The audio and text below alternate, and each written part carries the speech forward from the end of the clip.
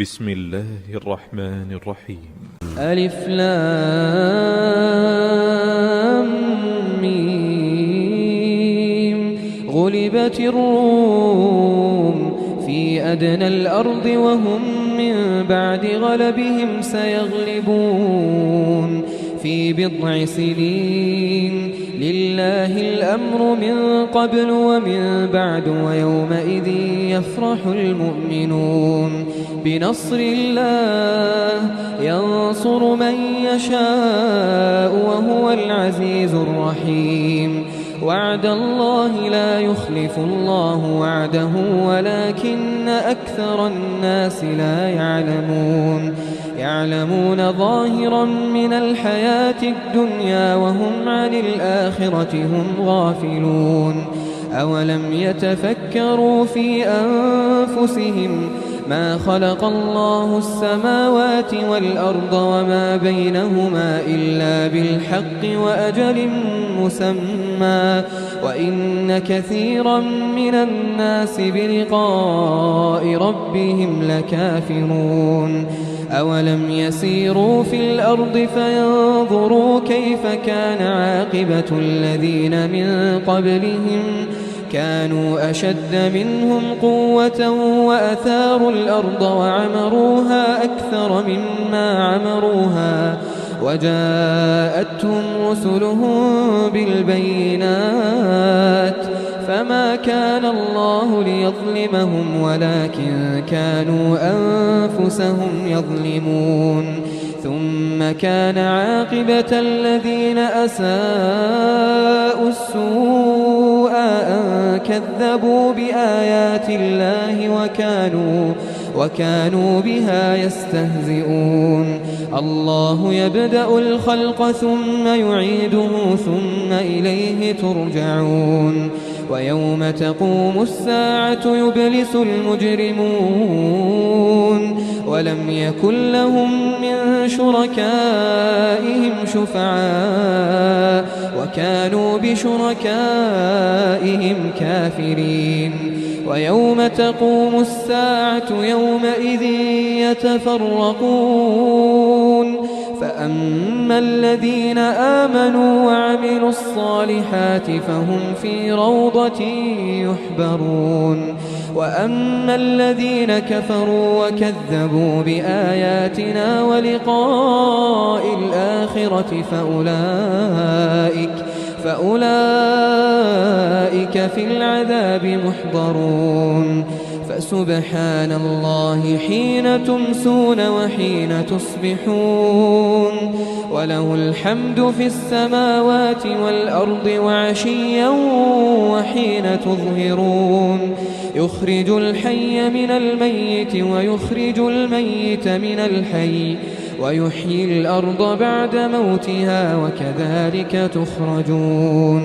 ومن آياته أن خلقكم من تراب ثم إذا أنتم بشر تنتشرون. ومن آياته أن خلق لكم من أنفسكم أزواجا لتسكنوا إليها وجعل بينكم مودة ورحمة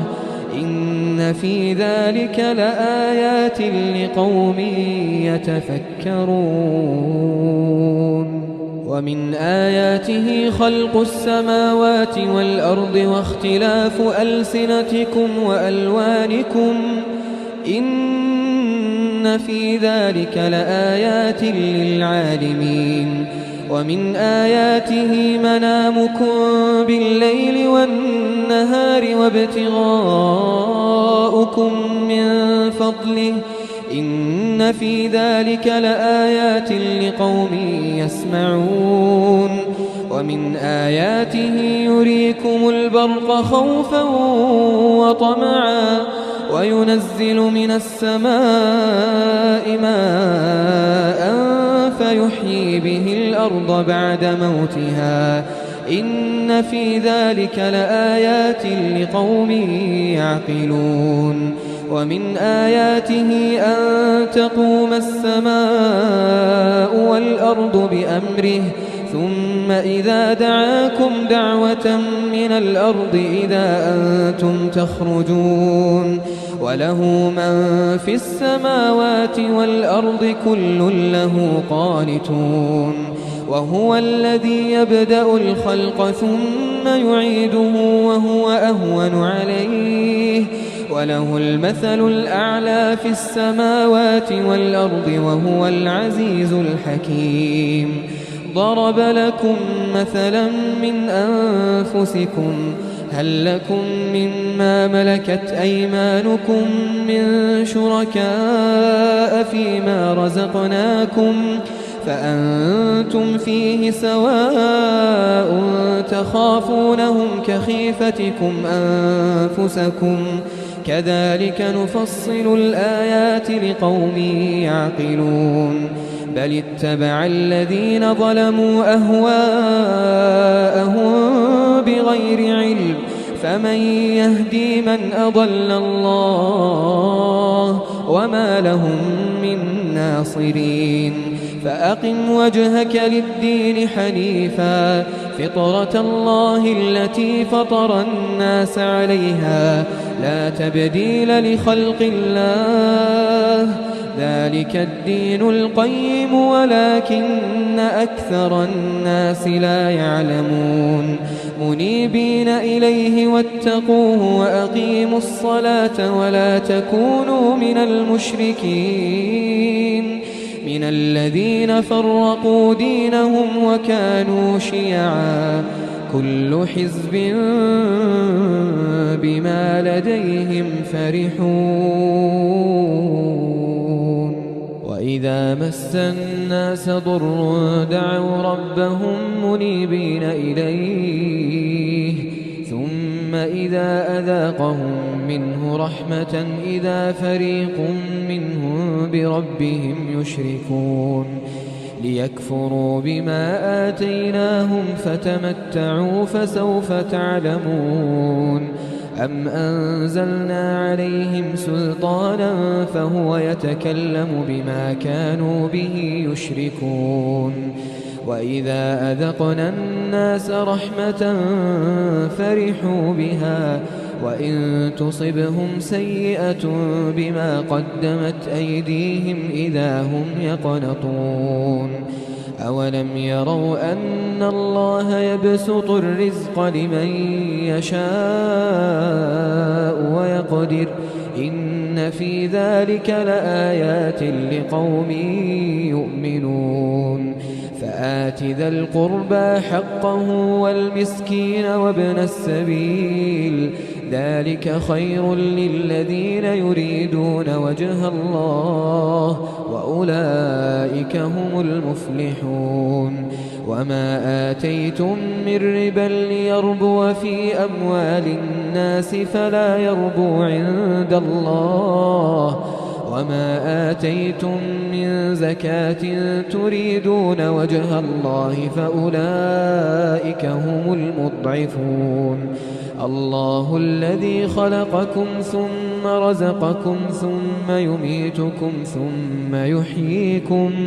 هل من شركائكم من يفعل من ذلكم من شيء سبحانه وتعالى عما يشركون ظهر الفساد في البر والبحر بما كسبت أيدي الناس ليذيقهم بعض الذي عملوا لعلهم يرجعون قل سيروا في الأرض فانظروا كيف كان عاقبة الذين من قبل كان أكثرهم مشركين فأقم وجهك للدين القيم من قبل أن يأتي يوم لا مرد له من الله يومئذ يصدعون من كفر فعليه كفره ومن عمل صالحا فلأنفسهم يمهدون ليجزي الذين آمنوا وعملوا الصالحات من فضله إنه لا يحب الكافرين ومن آياته أن يرسل الرياح مبشرات وليذيقكم من رحمته ولتجري الفلك بأمره ولتبتغوا من فضله ولعلكم تشكرون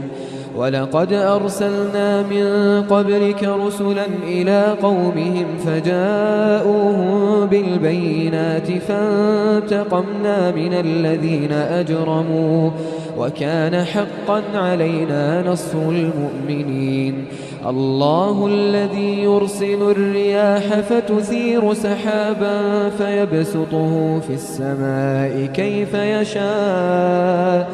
ويجعله كسفا فترى الودق يخرج من خلاله فإذا أصاب به من يشاء من عباده إذا هم يستبشرون وإن كانوا من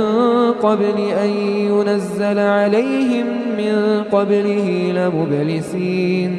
فانظر إلى آثار رحمة الله كيف يحيي الأرض بعد موتها إن ذلك لمحيي الموتى وهو على كل شيء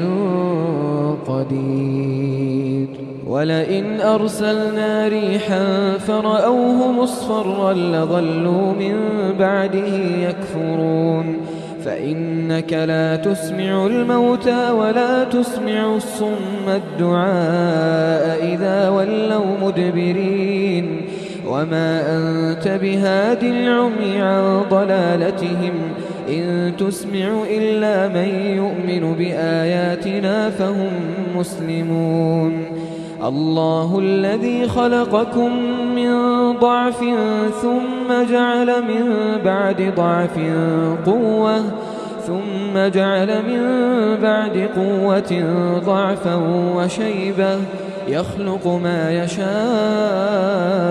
وهو العليم القدير ويوم تقوم الساعة يقسم المجرمون ما لبثوا غير ساعة كذلك كانوا يؤفكون وقال الذين أوتوا العلم والإيمان لقد لبثتم في كتاب الله إلى يوم البعث فهذا يوم البعث ولكنكم كنتم لا تعلمون فيومئذ لا ينفع الذين ظلموا معذرتهم ولا هم يستعتبون ولقد ضربنا للناس في هذا القرآن من كل مثل ولئن جئتهم بآية ليقولن الذين كفروا إن أنتم إلا مبطلون كذلك يطبع الله على قلوب الذين لا يعلمون فاصبر إن وعد الله حق ولا يستخفنك الذين لا يوقنون